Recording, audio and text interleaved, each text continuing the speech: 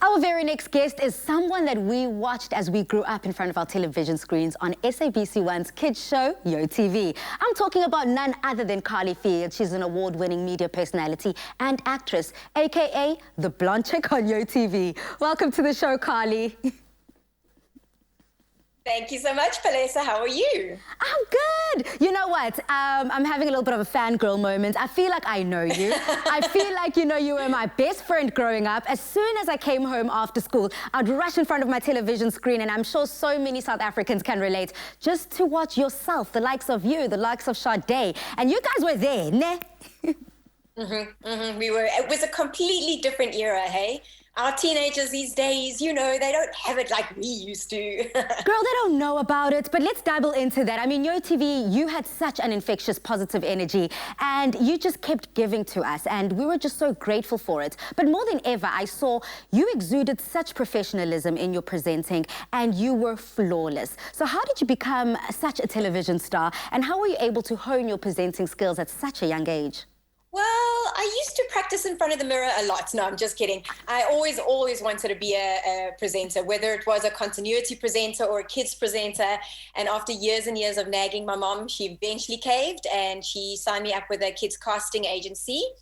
And back in '96, I was part of an audience for a live Children's Day feed with the YOTV presenters, and I got chatting to the director, and he set up an audition for me, and the rest is, as they say, history. I ended up as a YOTV presenter way back when.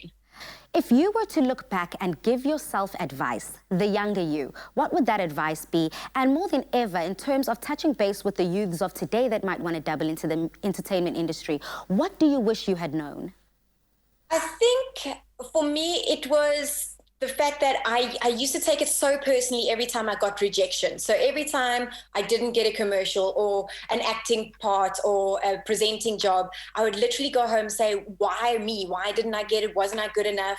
And then I had to kind of look back at it now and realize that it wasn't me. It was a role that they were looking to fill. And sometimes you need to be objective about it and realize that you can't get every role and you can't get every part, but the ones that you do, you must appreciate. And whether it's a small little voiceover for an ad or a one-liner in a TV show, or, you're playing a dead character on a soapy, whatever the case may be, whatever it is, just appreciate it and enjoy it for what it is, because sometimes the work is few and far between, and it's not all, hunky-dory, and you don't get everything that you want at the end of the day. Just on the other end of the entertainment industry, there's just so much pressure, to look good, to live that lifestyle that, the TV industry and a media personality should. And you've been very open and vocal about the fact that you've tweaked some of your Instagram pictures, as we all have. Photoshop's my best friend, girl. But how do you navigate the space between accepting yourself, accepting who you are and the form that you come in, but also having to try show up as your best all the time, perfect almost? Yeah. See, I've been in front of the camera since I was 13. I've had makeup plastered on me my entire life. And it became who I was. But then when people met me face to face, they were like, hang on, you don't look the same as you do on TV or in your Instagram posts. And the one day I was busy sitting editing a photo, and my then 13-year-old daughter was like, why are you doing that, mommy? And I literally had to stop myself and go, what kind of an example am I setting to my children that it's all about the looks, and, you can't have any cellulites and you can't have wrinkles, or, was this angle good enough? And is my butt looking good in these jeans, kind of things? Like, don't forget the dimples. My children to grow up worried about it. I don't want my daughters worrying up, self-conscious and pretending to be somebody they're not, just because it's social media or because there's a lens there. Yeah. We have to remember that kids are sponges, so they definitely will pick up and remember all these little things that they see their mother doing. But speaking about your two beautiful daughters, what would you say if they said, Mommy, I want to be in entertainment too? I think I would stay with a TV presenter as a mom and a creative director, producer as a dad.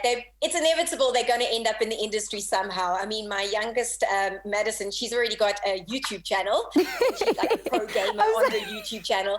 And and my 14-year-old Indiana, she's always on TikTok, can't say that incorrectly, and on Instagram. So they're already creating their own, social profiles, if you want to call it that. Yeah. And they're both very artistic, whether it's presenting or creative in the arts. So I think it's inevitable. It's gonna happen. It's gonna happen. You know how they say the one generation, their ceiling becomes the next generation's floor. And I hope that that's what we see with your daughters, just going a level up, a level up. And talking about leveling up, now lockdown had many of us sitting and eating on our couch in front of our televisions the entire day. I am people. I'm talking about me, Carly. But in your case, I mean, the first 21 days of lockdown, you ran 5 kilometers a day for 90 days straight, including the 90 kilometers virtual comrades that you did in your backyard. Girl, please tell us about this. Okay, well, I absolutely love running. It's what I do. So when I'm not full-time mom, I'm full-time runner. If I could run all day, I would. I've done like 25 marathons and ultra marathons. I've done the Comrades 3 times.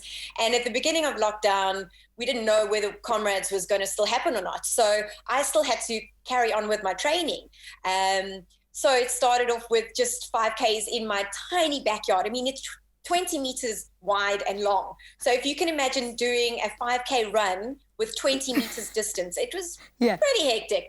And then once the 21 days was kind of stretched and we could venture a little bit further during the 6 to 9 period, I made full use of it. I was running for 3 hours a day, nonstop. And then when they did announce that Comrades was cancelled because of COVID-19, they said there was a virtual Comrades called Race the Legends. And you could choose a distance, but I thought in honor of all the years and all the training and all the Comrades wannabes that were going to line up on June the 14th, I thought, why not do it in my very own backyard of Port Elizabeth? So I brought the Comrades to our beachfront and I ran 90 kilometers on the 14th of June. I mean, there is me and then there's you. Carly, congratulations.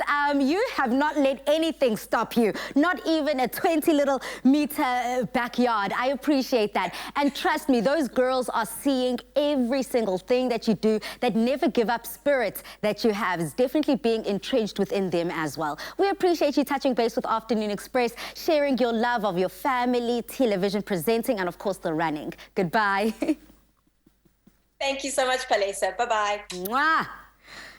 South Africa, now you know she's a fave. Please head over to our social media platforms. Use that hashtag Afternoon Express and let us in on all that Carly feels love.